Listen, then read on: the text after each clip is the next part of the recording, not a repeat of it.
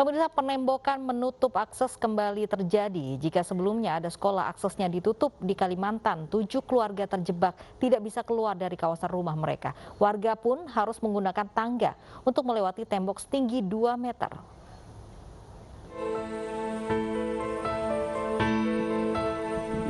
Ini bukanlah perlombaan estafet warga, melainkan ini adalah keseharian warga sejak 3 hari terakhir di Kelurahan Batu Ampar, Kalimantan Timur.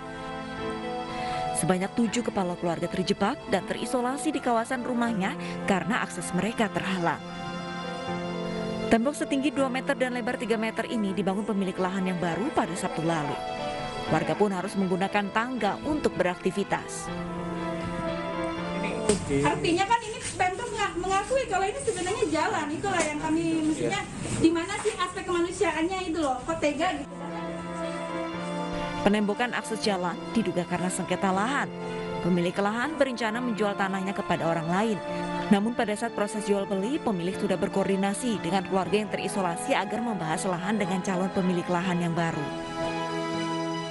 Terjadi kesepakatan.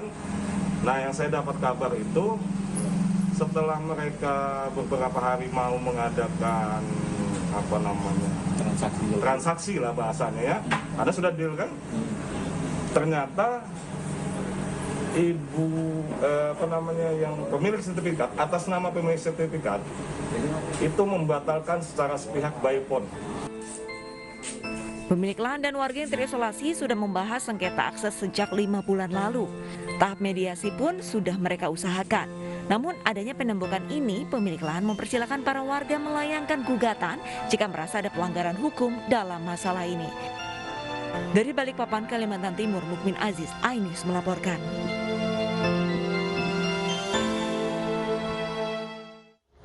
Menteri Pemuda Olahraga menyambut para atlet Paralimpiade Tokyo 2020 di Bandara Soekarno-Hatta, Tangerang, Banten. Para atlet Paralimpiade berhasil pulang dengan mengharumkan negara. Untuk cabang para badminton, Indonesia berhasil mengalungi 6 medali.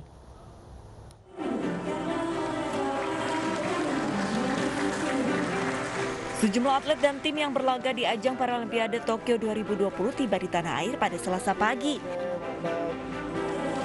Kepulangan para atlet disambut oleh Menteri Pemuda dan Olahraga Zainuddin Amali dan Ketua Komite Olimpiade Indonesia Raja Sabta Okhtari. Cabang olahraga para badminton berhasil menyabet 6 medali. Di antaranya 2 medali emas dari ganda putri, 2 medali perak dari tunggal putri, dan 2 perunggu dari tunggal putra. Peningkatannya sangat pesat dan luar biasa. Karena waktu itu kita hanya memperoleh 1 perunggu dan peringkat kita 76. Sekarang ini kita memperoleh 2 emas, 3 perak, 4 perunggu. Pencapaian yang telah diraih atlet Indonesia merupakan rekor peraihan medali Paralimpiade sebelumnya. Berikutnya, para atlet tengah mempersiapkan ajang bergengsi lainnya untuk kembali mengharumkan negara. Berpikir untuk apa dulu, soalnya kemarin saya benar-benar fokus untuk Paralimpik ini, dan sekarang yang saya pikirkan itu saya hanya pengen istirahat sejenak. Oke, kedepannya untuk mempersiapkan apa nih Mbak? Ada kejuaraan apa lagi?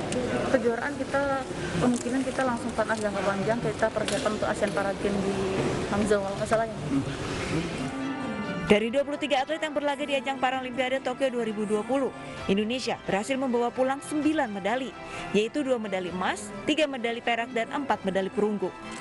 Dari Tangerang, Banten, Hasnugara, iNews melaporkan.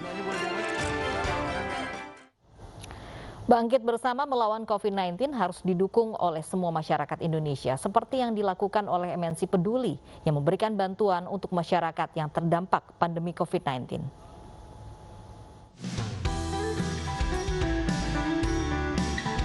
Sebagai wujud kepekaan dan kepedulian sosial untuk membantu masyarakat yang terdampak pandemi COVID-19, MNC Peduli menyalurkan bantuan kepada masyarakat.